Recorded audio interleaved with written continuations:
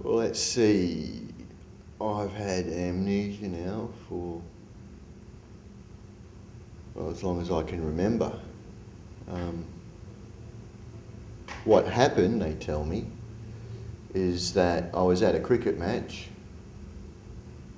with my father at the wonderful SCG, and someone hit a six and way up in the air, and it's coming right at us.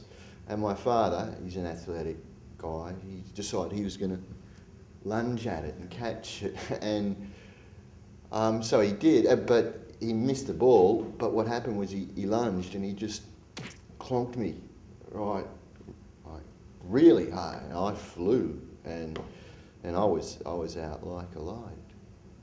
So that was the first time. And then it just started happening more often, you know, some just in the car, he'd just like that, at the table at dinner, in church, just turn around. He was a funny guy. How do I cope? Well, come on a lot of long walks. I don't always start out long. I'm just going to the shop, and then, you know, I get to the shop, but I've forgotten what I went to the shop for, so, and I leave the shop and then I sort of forget everything, so they end up being long walks, and I just come out somewhere and then I just sit and I think. And one day I was just sitting and thinking, and I thought, you know, this is really hard, thinking. So, well, I found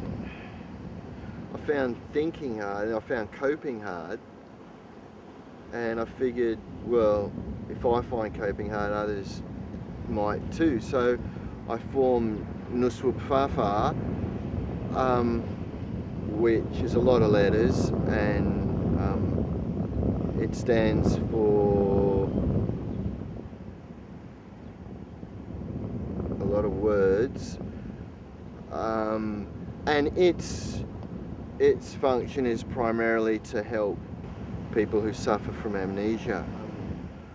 Main thing, we try and give each other skills, we try and teach skills to help people with amnesia live with it, and remember to live with it.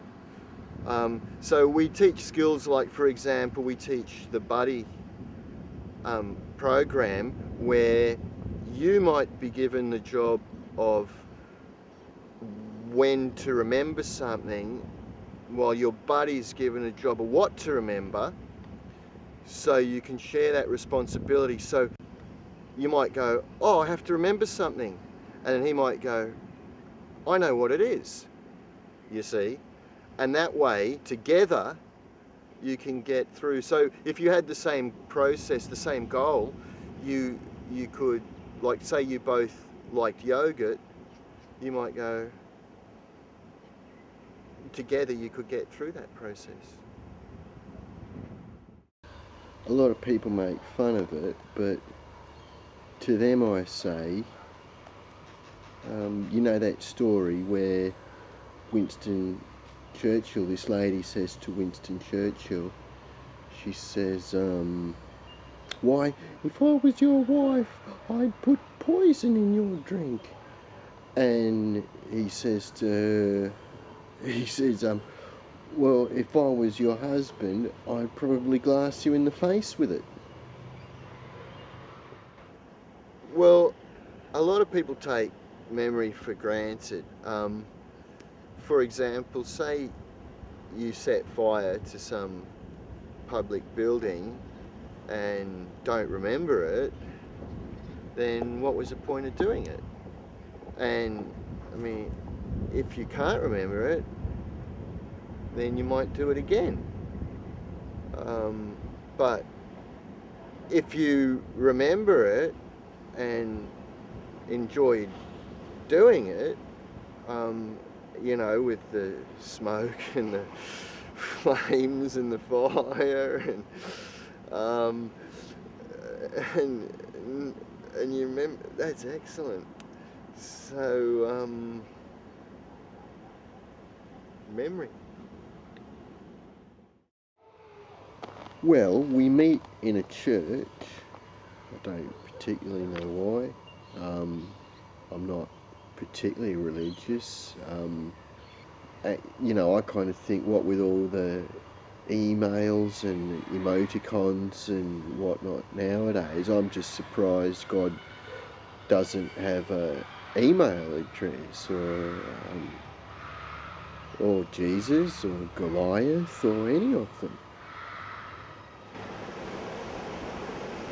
What's it like?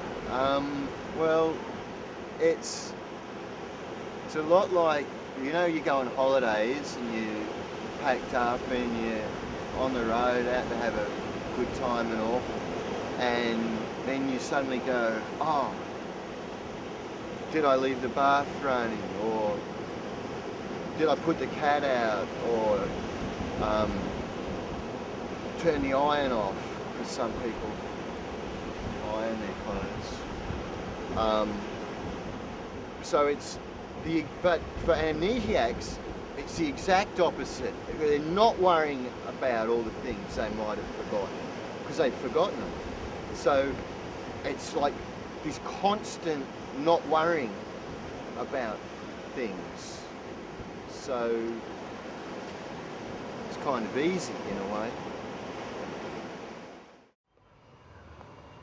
Well, I've not been in a serious relationship in a while. I was in one back a bit, but what happened was, well, I had a bit of trouble in bed. Not in that way, but